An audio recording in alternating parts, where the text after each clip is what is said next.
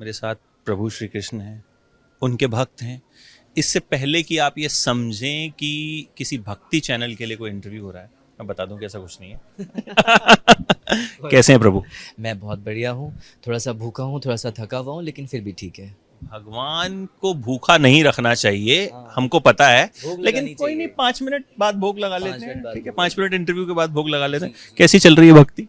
बहुत अच्छी, बहुत बढ़िया चल रही है। और आज जो ये प्रेस कॉन्फ्रेंस हुई है, और उसमें तो और भी भक्ति बढ़ गई है मेरी। क्या आने क्या वाला है ये बताइए। तो गुजराती कलर्स गुजराती पर एक शो आने वाला है जिसका नाम है श्याम धुन लागी रे। ये शो एक ऐसे भक्त के बारे में है जिनका नाम है नरसिंह मेहता, जो बहुत ही बड़े भक्त माने जाते हैं कृष्ण भगवान के। और ऐसा माना जाता है कि कृष्ण भगवान ने उन्हें 52 बार दर्शन दिए थे।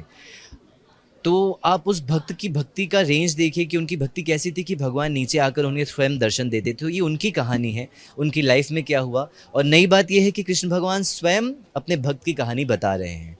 तो राधा और कृष्ण के बीच का वार्तालाप है अबाउट नरसिंह मेहताज जर्नी। तो आपको ये किरदार प्ले कर कर लगा कैसा? जाहिर है अच्छा ही लगा होगा। और सीखा क्या इससे? अब बहुत अच्छा लगा एक्चुअली। बीइंग गुजराती, और गुजरात से ही नरसिंह मेहता बिलोंग करते थे, तो उनके बारे में काफ़ी कुछ सुना रहता है, काफ़ी कुछ पढ़ा रहता है। तो जब ये किरदार मुझे निभाने का मुझे मौका मिला, तो बहुत खुशी हुई। I feel my self quite fortunate कि मुझे ये मौका मिला। और कहीं ना कहीं इस किरदार को प्ले करते वक्त मैं ज़रूर कहूँगा कि कहीं ना कहीं वो डिविनिटी फील होती ही है। सो ये ब्लेसिंग्स ही है गॉड की।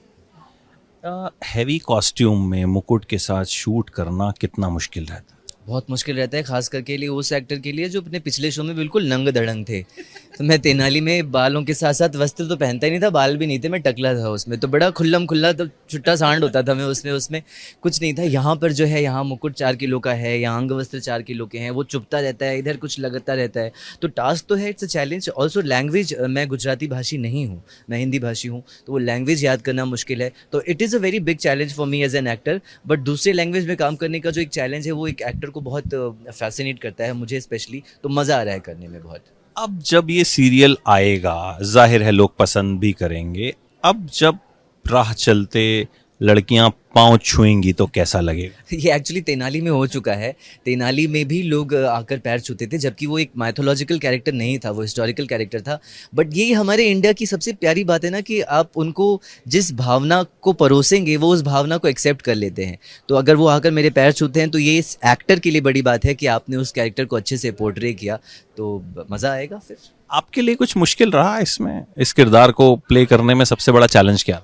ये जो नरसिंह मेहता जो थे, वो हकीकत में उनके लिए, मतलब देखिए, हमारे देश में करोड़ों कृष्ण भक्त हैं, पास्ट में हो चुके, लेकिन ऐसे कितने कि जिनके लिए साक्षात भगवान श्री कृष्ण धरती पर आए उन्हें समस्याओं से निकालने के लिए। तो उनका जो भक्ति का स्तर था, वो बहुत बड़े संत भी थे और एक समाज सुधारक भी थे। सो उनका जो आध्यात्मिक स्तर था, जो उनकी अंदर की जो दुनिया है, उसको समझना और उसको एग्जीक्यूट करना डेफिनेटली मुझे थोड़ा मुश्किल लगा। और मेरा वो फोकस पूरा उसी पे है कि मैं उस चीज़ को अच्छे से लोगों तक पहुंचा सकूं, एग्जीक्यूट कर सकूं। उम्मीद है आपने एग्जीक्यूट किया होगा, और प्रोमो तो बड़ा शानदार लग रहा है, और उम्मीद करते हैं लोगों को शो पसंद आए। Wish you all the best, and उम्मीद करते हैं इससे बहुत कुछ सीखने को भी मिलेगा। हाँ जी, हाँ जी, thank you so much. Thank you so much.